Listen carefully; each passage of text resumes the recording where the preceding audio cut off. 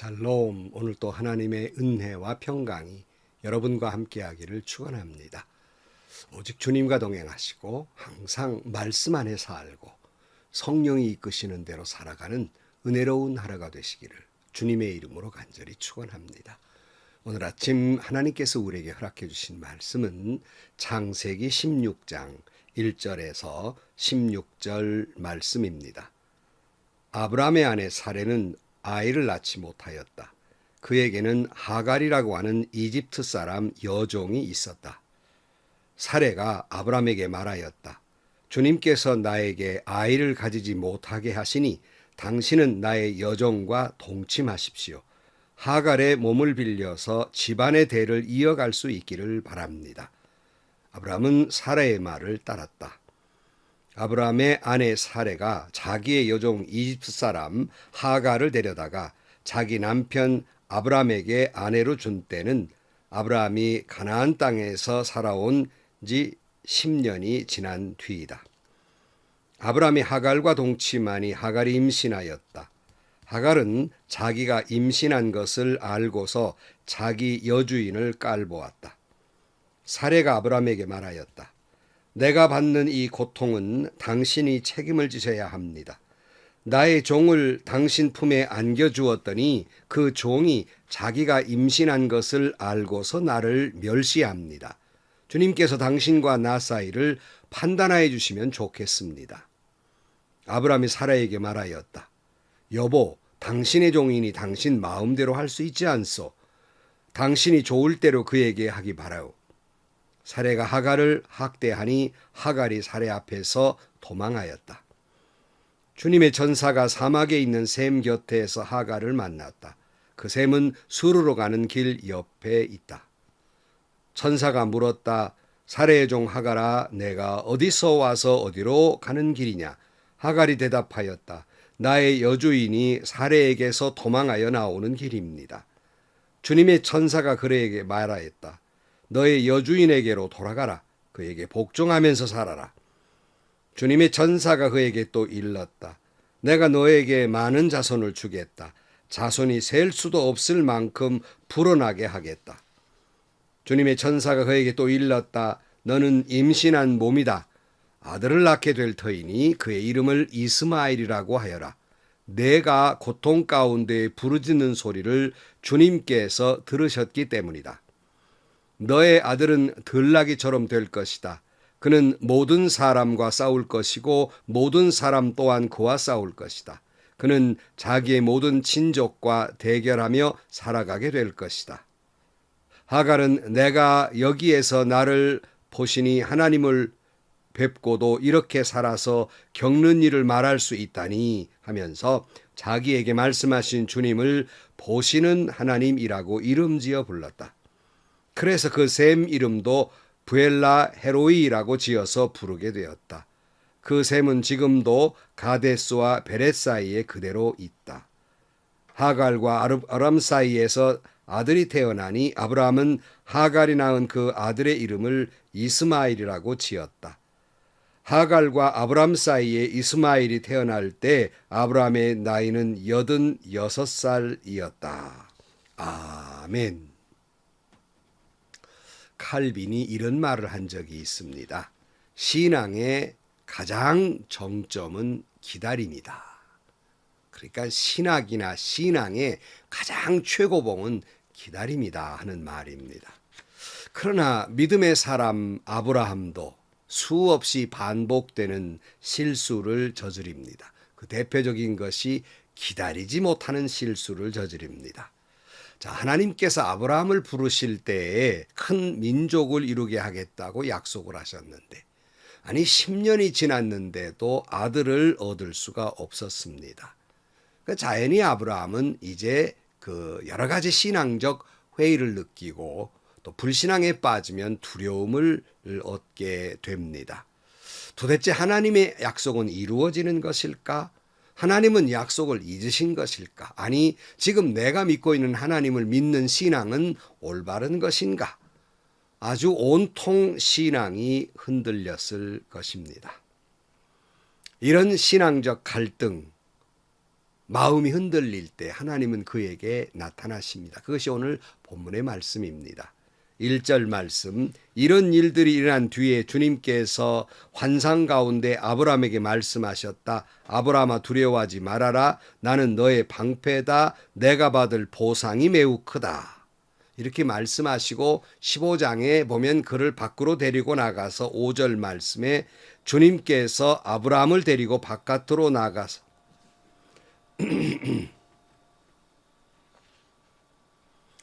종교개혁자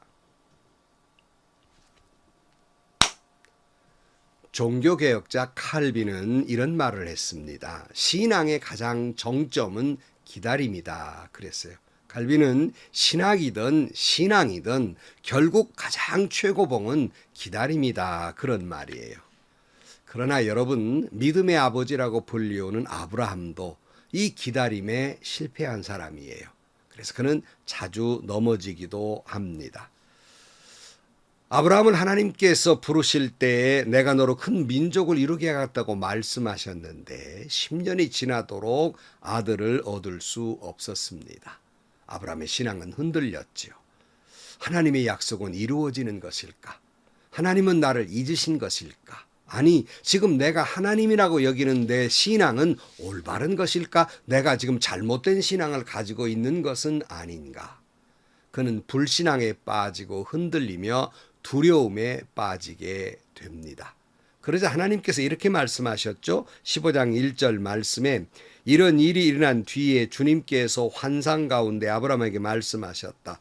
아브라함아 두려워하지 말아라. 나는 너의 방패다. 내가 받을 보상이 매우 크다.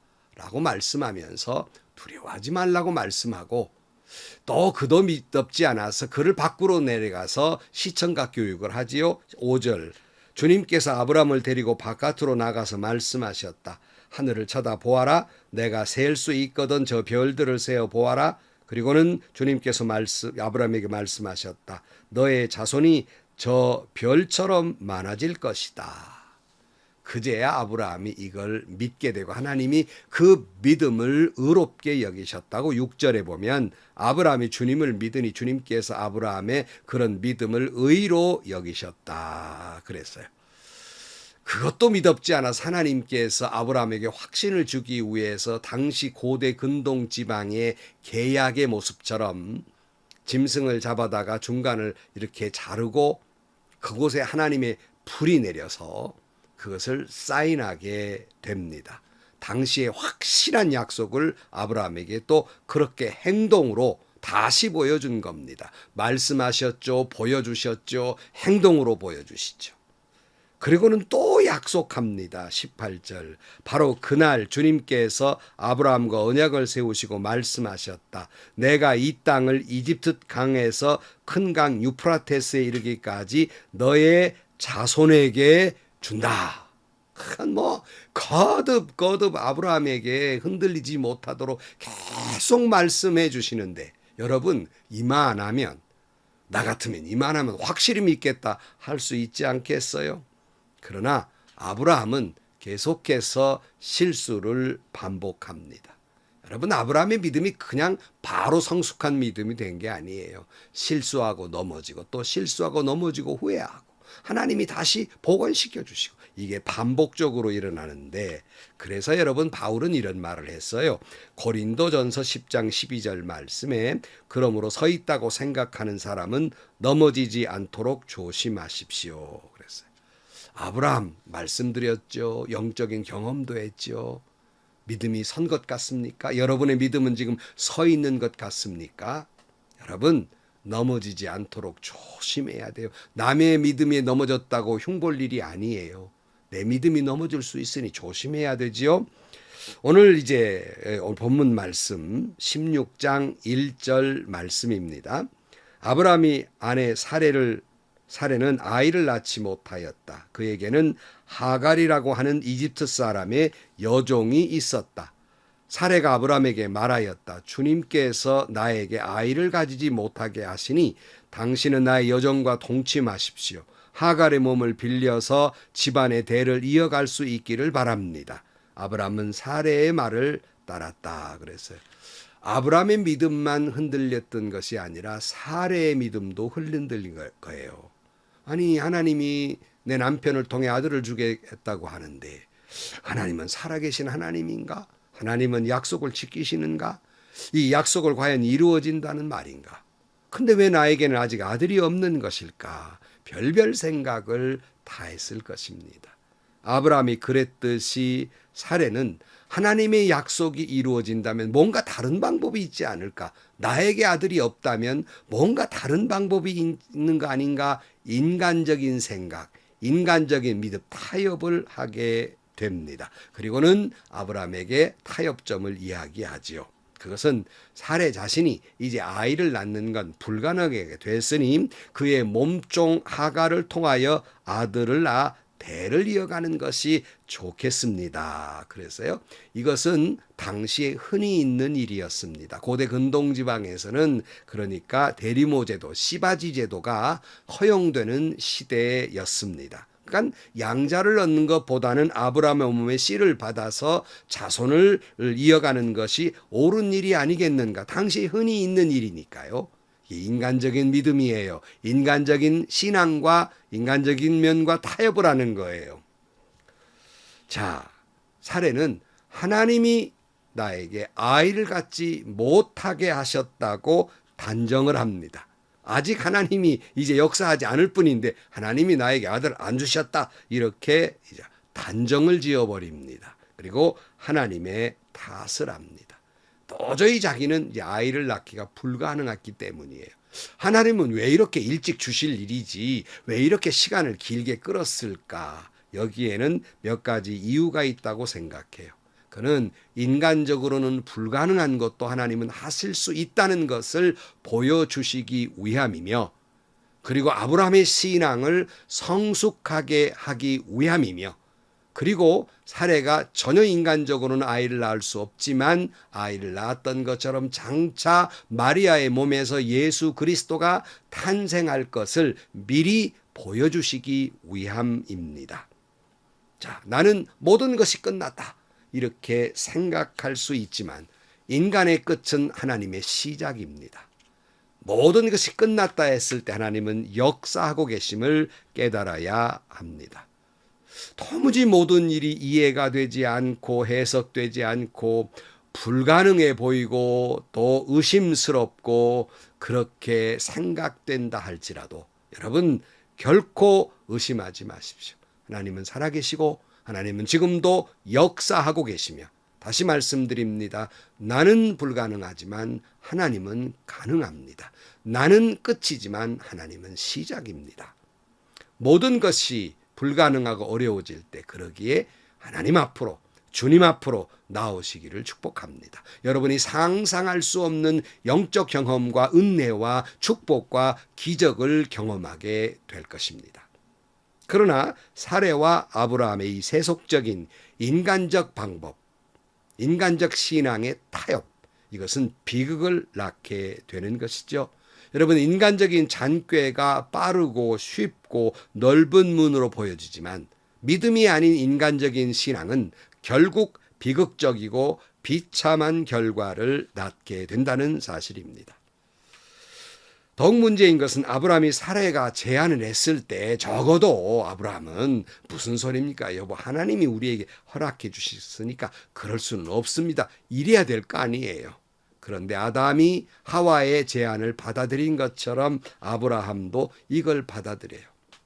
아브라함이 신앙이 올바랐다면 이럴 수는 없는 겁니다. 하나님의 약속을 믿고 기다려야지. 이만큼 하나님이 여러 번 나에게 약속하셨는데 기다립시다. 이래야 될 일 아닙니까?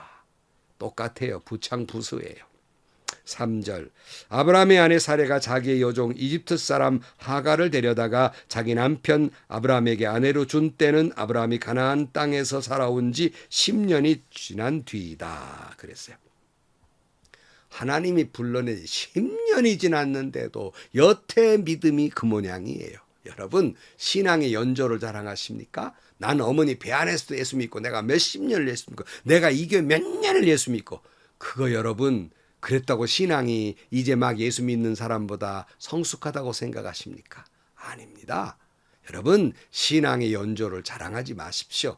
내가 이 교회 몇 년을 있었던 사람이라는 거, 그거 자랑하지 마십시오. 그것이 믿음의 성숙을 말해주지 않습니다. 4절 말씀, 아브라함이 하갈과 동침하니 하갈이 임신하였다. 하갈은 자기가 임신한 것을 알고서 자기 여주인을 깔보았다. 결국 불신앙의 사례의 선택은 사례가 생각한 대로 나아가지 않습니다. 사람이라는 건 간교해서 하갈이 자기가 임신한 것을 알자마자 애도 못난 자기 여주인을 깔봅니다. 자기가 마치 이제 여주인 된 것처럼 행세를 하게 됩니다. 다시 말씀드립니다. 결국 빠른 것 같은 신앙적 방법이 아니라 인간적 불신앙적인 방법을 택했을 때는 그건 쉬워 보이고 넓어 보이고 그럴듯이 보이지만 결과는 비참합니다. 여러분 뜻대로 안 되는 거예요. 이쯤 되자 사례는 죽고 싶은 심정이었을 것입니다. 그래서 5절 말씀에 사례가 아브라함에게 말하였다. 내가 받는 이 고통은 당신이 책임지셔야 합니다. 나의 종을 당신 품에 안겨주었더니 그 종이 자기가 임신한 것을 알고 나를 멸시합니다. 주님께서 당신과 나 사이를 판단해 주시면 좋겠습니다. 아니 지금 누구의 제안에 이렇게 된 것이 누구 때문입니까? 사례 자신 때문이에요. 그러나 뭐한 사람이 뭐 성질 낸다고 오히려 죄진 사람이 성질을 내는 거예요. 여러분 자주 화내는 사람 죄인이기 때문에 그래요. 자기 잘못을 덮으려는 방어 기제예요. 사례도 당신 때문에 이렇게 됐다고 아브라함을 원망하면서 하나님이 판단해 주시면 좋겠다고. 또 죄를 지은 사람일수록 하나님 이름 잘도 팔아요. 교회 안에서 이런 일이 얼마나 많은지 몰라요. 하나님이 아신다고. 여러분 그러지 마세요. 여러분 내 잘못이 큰 거예요 언제나.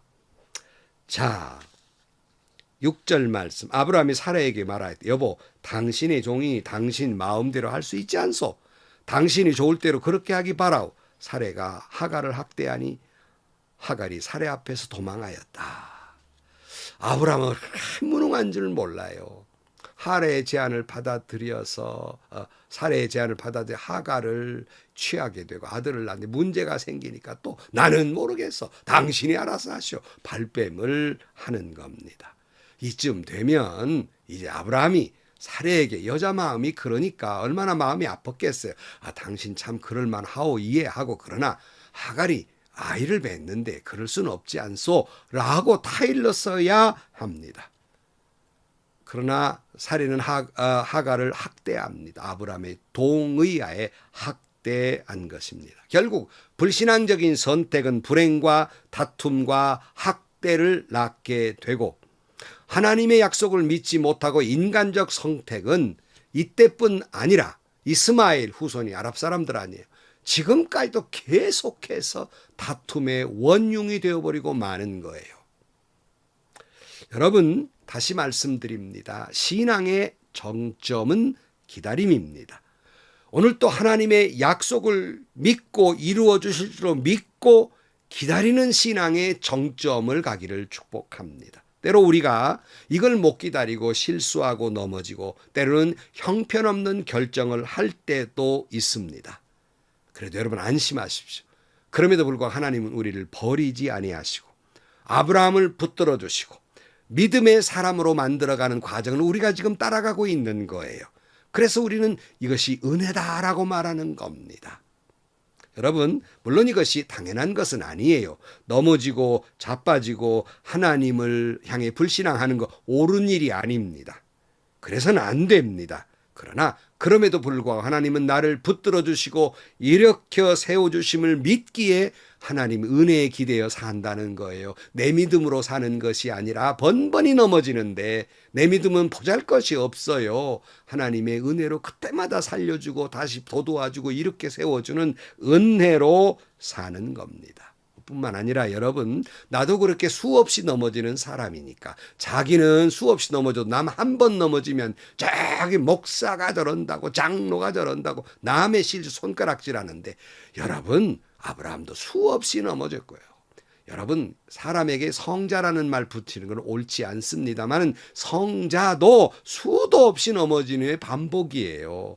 그때마다 하나님이 이렇게 세워주신 것이지요. 그러므로 남의 죄도 용서하십시오. 남이 그런다고 욕할 거 없어요. 똑같은 사람이에요. 당신도 죄인입니다. 나도 죄 지은 사람이에요. 누가 누구를 손가락질한단 말입니까? 남의 잘못을 보아도 이해해주고 배려해주고 눈 감아주고 덮어주고 용서해주는 거예요. 7절 말씀, 주님의 천사가 사막에 있는 샘 곁에 사가를 만났다. 그 샘은 수르로 가는 길 옆에 있다. 천사가 물었다. 사레의 종 하갈아, 내가 어디서 와서 어디로 가는 길이냐? 하갈이 대답하였다. 나의 여주인 사레에게 도망하여 나오는 길입니다. 여러분, 인간의 최대의 질문, 여기에 철학이 나오는 거죠. 어떤 질문입니까? 내가 어디서 와서 어디로 가는 길이냐? 여러분, 인간의 최대의 숙제지요. 우리에게는 분명한 해답이 있습니다만 세상 사람은 그걸 모르는 거예요. 그러나 이런 하갈을, 갈 길을 잃어버린 하갈을, 인생이 어디로 와서 어디로 가는지 도통 모르는 하갈에게 하나님은 찾아오십니다. 하나님은 언제나 방황하는 인생들에게, 억울한 일을 당한 인생들에게 하나님은 찾아오십니다. 약한 사람들에게 하나님은 찾아오십니다. 그리고는 천사가 말하지요. 9절 말씀, 주님의 천사가 그에게 말하였다. 너의 여주인에게로 돌아가서 그에게 복종하면서 살아라. 주님의 천사가 그에게 또 일렀다. 내가 너에게 많은 자손을 주겠다. 자손이 셀 수도 없을 만큼 불어나게 하겠다. 여러분, 힘들고 어려워서 억울한 일을 당해서 여러분의 자리를 박차고 나왔습니까? 주님 말씀하십니다. 그 자리로 돌아가라. 여러분, 가정에서 어려워서 나왔습니까? 남편의 자리로 돌아가십시오. 아내의 자리로 돌아가십시오. 교회 어려움을 고 교회에서 나왔습니까? 여러분, 교회로 돌아가십시오. 주님의 품으로 돌아가십시오. 여러분의 본분을 지키십시오. 너는 사례의 요종이다. 돌아가서 순종하라. 라고 말씀하고 있는 것, 오늘 우리에게도 말씀하고 있는 겁니다. 그러나 여러분, 하나님은 하갈에게도 축복해 주십니다. 아니, 하갈의 자손에게도 축복을 주십니다. 11절 말씀, 주님의 천사가 그에게 또 일렀다. 너는 임신한 몸이다. 아들을 낳게 될 터이니 그의 이름을 이스마엘이라고 하여라. 내가 고통 가운데에서 부르짖는 소리가 주님께 들으셨기 때문이다. 아들을 낳을 것이라고 말씀하고 그의 이름을 이스마엘이라고 하라. 그 뜻은 나의 고통을 들으시는 여호와란 뜻입니다. 이 말씀을 통해서 우리에게 주시는 말씀, 하나님은 나의 고통의 소리를 들으시는 하나님입니다. 그래, 하갈이 너무 감동해서 13절에 하갈은 내가 여기에서 나를 보시는 하나님을 뵙고도 이렇게 살아서 겪은 일을 말할 수 있다니 하면서 자기에게 말씀하신 주님을 보시는 하나님이라고 이름지어 불렀다. 그래서 그 샘 이름도 부엘라 헤로이라고 지어 부르게 되었다. 그 샘은 지금도 가데스와 베레 사이에 그대로 있다. 여러분, 하나님은 나를 보시는 하나님, 살피시는 하나님. 이 말의 뜻은요, 그냥 언뜻 봤다, 건성건성 봤다가 아니에요. 깊이 보셨다. 슬픔에 지나가는 그 아들을 잃은 과부를 예수님이 보셨다. 이 말은 그 슬픔 깊은 곳을 보셨다. 오늘 또 여러분, 하나님은 저와 여러분의 그 고통의 소리에 깊이 보십니다. 우리의 폐부 깊은 곳, 내 영혼의 깊은 상처까지 보고 계시는 하나님, 부엘라 헤로이 하나님이십니다. 사랑하는 성도 여러분, 하나님은 나의 고통의 소리를 들으신 하나님입니다. 나를 세심하게 깊이 이해하고 또 들으시고 보시는 하나님이십니다. 말씀을 마칩니다. 성도 여러분, 신앙의 정점은 기다림입니다. 어떠한 처절한 절망 속에 있다 할지라도 하나님의 약속을 믿고 기다리시기를 축복합니다.